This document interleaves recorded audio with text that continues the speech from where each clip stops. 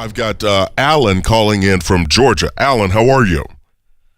I'm doing great. How are you, Chris? Great to speak to you. Yeah, buddy, I'm focused and not finished. What's on your mind?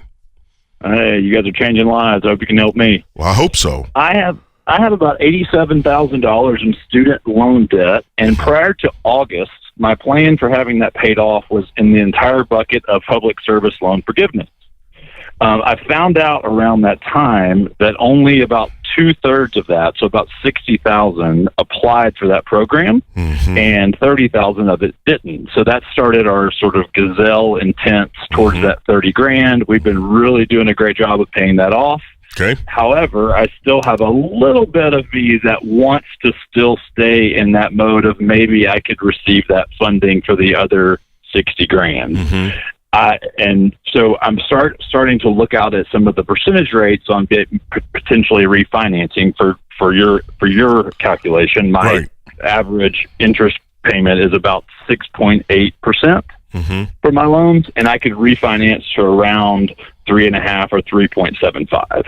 So I don't think it would be worth refinancing for just the 30,000. But if I were to give up on the dream of public service loan forgiveness, then I could refinance and make it work. And I wanted your advice on what you would do if you were in my shoes. Yeah, Alan, tell me this. What's your household income? It's about $90,000 before taxes. Okay, $90,000 before taxes. And you owe $87,000 in the student loan debt, correct? Yes. Is that the only debt you owe on? Yes, sir. Okay. So do you have a home yet? We rent. You rent. Okay. So look at this. Hey, Alan, I'm going to be honest with you. I've read through some of these loan forgiveness programs, and here's the thing that makes me apprehensive about believing them. They typically, if you read in the little laws or the little bylaws or the little requirements, it talks about in there that which things that can never happen, meaning you can never be late on a payment. If you're late on a payment, then it forfeits you from the program. All right. They also, most of the time, will reserve the right to change the program. I don't trust it. Now, I've heard of some people that have done it. There's teachers or firefighters or things of that nature that have qualified. But it's one of those things where I go, do I really trust them to keep the program around or to not change something in the next 6-7 years as you're trying to approach it? Now, I don't want you to think I'm being negative Nancy, because I'm not. I'm just saying the likelihood, right?